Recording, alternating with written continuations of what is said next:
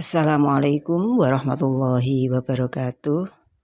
Anak-anak, bagaimana kabar kalian hari ini? Mudah-mudahan selalu sehat dan tetap semangat mengikuti pembelajaran hari ini. Dan dipastikan kalian sudah melaksanakan pembiasaan. Anak-anak, materi kita hari ini adalah tema 2, persatuan dalam perbedaan. Subtema 3, bersatu kita teguh, dan pembelajaran yang pertama. Persatuan akan memperkuat tekad sehingga menghasilkan tujuan yang ingin dicapai.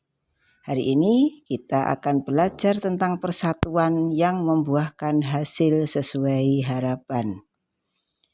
Menjaga persatuan dan kesatuan bangsa merupakan kewajiban seluruh rakyat Indonesia.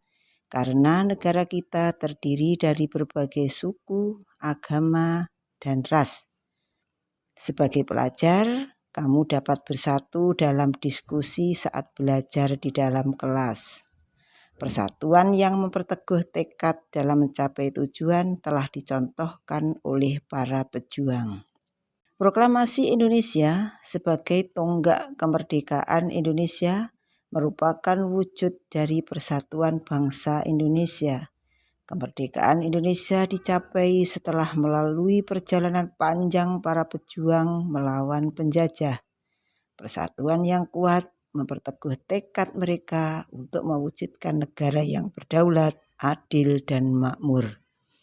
Keteguhan hati dalam mewujudkan persatuan dapat dicontoh dari seorang pemuda di masa proklamasi kemerdekaan. Beliau adalah BM Dyah. Burhanuddin Muhammad Dyah atau biasa disebut BM Dyah adalah satu dari sekian tokoh yang menjadi saksi perumusan naskah proklamasi di rumah Laksamana Tadasi Maeda. Sebagai wartawan, BM Dyah terlibat dalam penyebaran berita proklamasi atas perintah langsung dari Bung Hatta. Nah, anak-anak, coba kita cermati buku paket tematik kalian halaman 100. Di situ ada bacaan yang berjudul BM Dyah dan naskah asli proklamasi. Teks proklamasi awalnya ditulis tangan oleh Soekarno, kemudian diketik oleh Sayuti Melik agar terlihat rapi. Teks asli tersebut kemudian dibuang ke tempat sampah. Salah seorang pemuda yang ikut hadir pada saat persiapan proklamasi kemerdekaan adalah BM Dyah. Ia mengambil naskah asli dari tong sampah dan disimpannya. Ia menilai bahwa teks tersebut memiliki sejarah tinggi. Naskah asli yang disimpan BM Dyah selama 46 tahun, 9 bulan, 19 hari, kemudian dikembalikan kepada bangsa Indonesia. Dia membawa naskah asli proklamasi kemerdekaan RI pada Selasa pagi 19 Mei 1992 pukul 10.30 dan menyerahkannya melalui Presiden Soeharto. Naskah itu kemudian disimpan oleh Arsip Nasional atas anjuran Soeharto. Dan untuk seterusnya bisa kalian baca sendiri di buku paket kalian masing-masing. Nah, anak-anak, setelah kalian baca, coba kalian amati kata-kata yang terdapat pada bacaan tersebut. Di dalamnya ada kata-kata yang termasuk kata baku. Nah, sekarang kita pelajari apa itu kata baku. Kata baku itu biasa digunakan dalam situasi resmi. Kemudian penulisan dan pengucapannya sesuai dengan pedoman EYD, yaitu ejaan yang disempurnakan. Coba kita cermati, ada contoh kata tidak baku, ada nasihat, nasihat. Contoh kata bakunya nasihat. Kemudian apotik, kata bakunya apotek. Cuman, kata bakunya cuma, dan seterusnya bisa kalian lihat di buku paket kalian. Nah anak-anak, setelah teks bacaan itu kita baca, maka kita akan bisa menemukan informasi penting dari teks tersebut dan kita tulis pada peta pikiran berikut ini. Dan tidak lupa harus memperhatikan penggunaan kata baku dan juga kalimat efektif. Tugas kerjakan di buku tugas kalian. Tanaman sangat berguna bagi kehidupan manusia. Salah satunya adalah untuk membersihkan udara. Banyak penduduk Indonesia memanfaatkan tanaman sebagai pagar. Berikut salah satu contohnya. Ini adalah contoh tanaman beluntas. Tanaman beluntas itu termasuk tanaman semak. Tumbuhan ini bercabang banyak, berusuk halus, dan berbulu banyak. Beluntas dapat tumbuh di daerah kering, tanah keras, dan berbatu. Nah, anak-anak, selain tumbuhan, hewan juga banyak berguna bagi kehidupan manusia. Di antaranya ada hewan yang penghasil bahan pangan. Manusia memanfaatkan hewan untuk bahan pangan seperti dagingnya, telur, kemudian susu. Yang kedua, penghasil bahan sandang.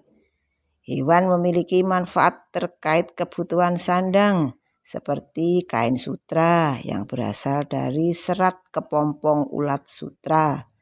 Kemudian domba dapat menghasilkan wol.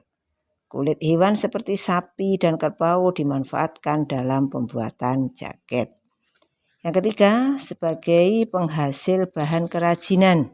Kulit sapi dan kerbau dimanfaatkan sebagai bahan pembuatan wayang kulit. Selain itu, bulu angsa juga bisa dimanfaatkan untuk pembuatan kok. Yang keempat, sebagai penghasil pupuk organik.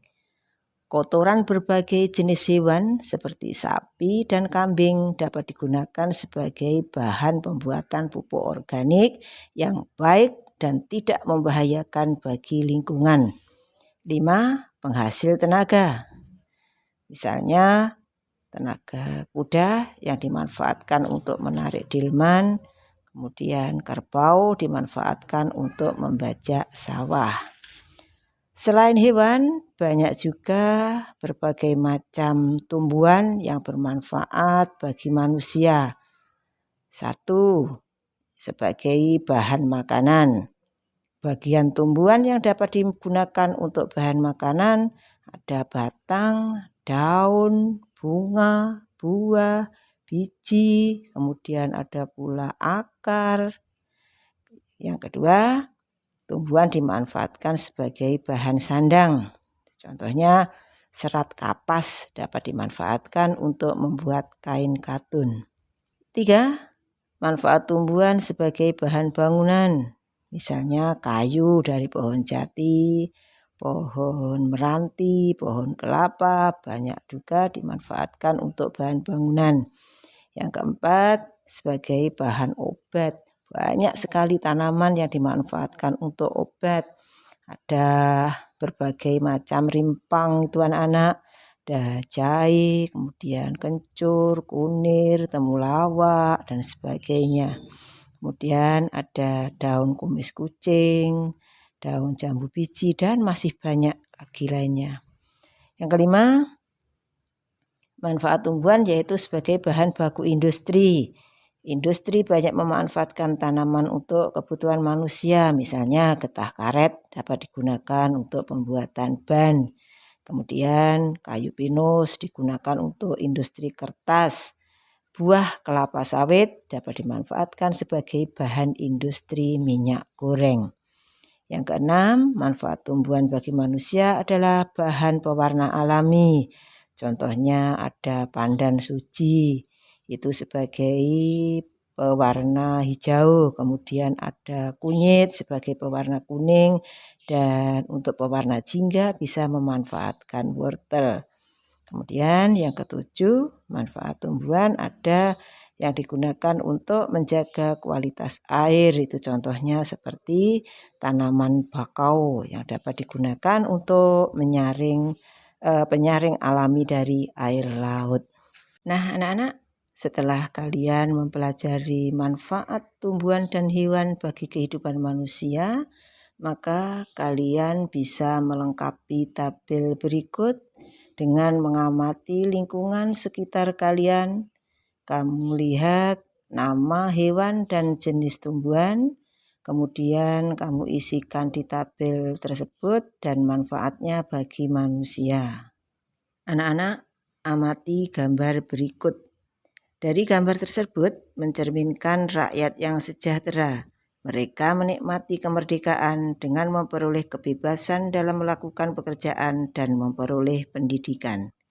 Kemerdekaan yang diraih dapat mewujudkan rakyat yang makmur dan sejahtera karena mereka bebas berkarya dan menambah wawasan. Nah, anak-anak, di akhir pelajaran ini dapat kita simpulkan bahwa segala halangan dan kesulitan dapat teratasi dengan adanya persatuan yang erat dan kuat. Anak-anak, pelajaran hari ini kita cukupi sampai di sini. Dan tidak lupa Bu Kolib selalu berpesan tetap jaga kesehatan dan tetap semangat. Assalamualaikum warahmatullahi wabarakatuh.